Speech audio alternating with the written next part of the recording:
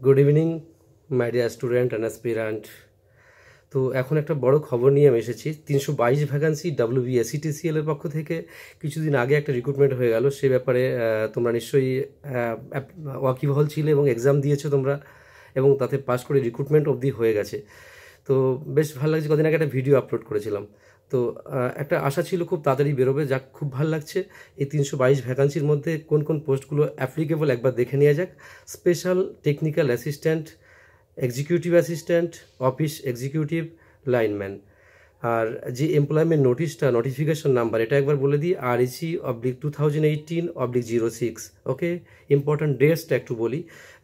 Commencement of online registration 19/12/2018।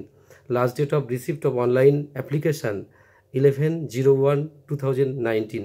অর্থাৎ 19/12/18 থেকে শুরু হচ্ছে অনলাইন রেজিস্ট্রেশন, আর শেষ হবে 11/1/2019।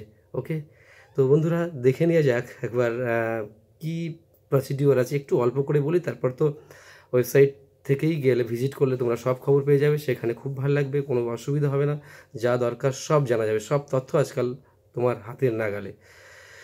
চলো দেখে নেওয়া যাক কি হবে। এডুকেশনাল কোয়ালিফিকেশনটা কি চেয়েছে।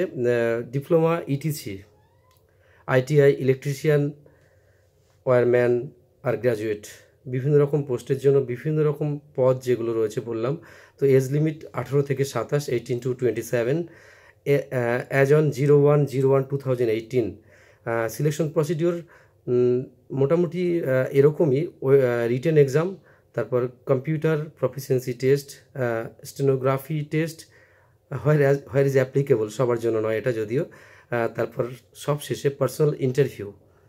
তো তোমরা এবার যেটা বলা সেটা হচ্ছে ওয়েবসাইটটা একবার লিখে নিতে পারো তোমরা, www.wbsetcl.in। ওকে, তো চলো আরও কয়েকটা তথ্য বলি। যেরকম 100 নম্বরের এক্সাম হবে, 100 মার্কসের এক্সাম, টাইম থাকবে 90 মিনিট, কোনো নেগেটিভ মার্কস থাকবে না এখানে। আর ইন্টারভিউর জন্য বরাদ্দ করা হয়েছে 25 মিনিটস, 25 মার্কস। ওকে, আর তোমাদের যে অ্যাপ্লিকেশন ফিস সেটা 250 রুপিস। ঠিক আছে, পেমেন্ট মোড অনলাইন। আর ব্যাস, আরও যে তথ্যগুলো তোমরা সবটাই পেয়ে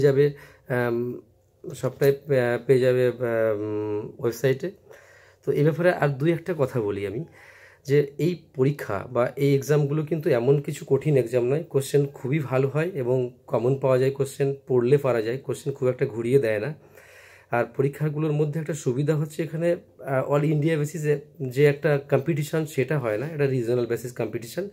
এবং এখানে সব থেকে যেটা ভালো লাগার ব্যাপার, সেখানে খুব তাড়াতাড়ি সিলেকশনটা হয়ে যায়। আর বেশ জবটাও ভালো, আর জবের পোস্টিংগুলো নিশ্চয়ই পশ্চিমবাংলার মধ্যে হবে।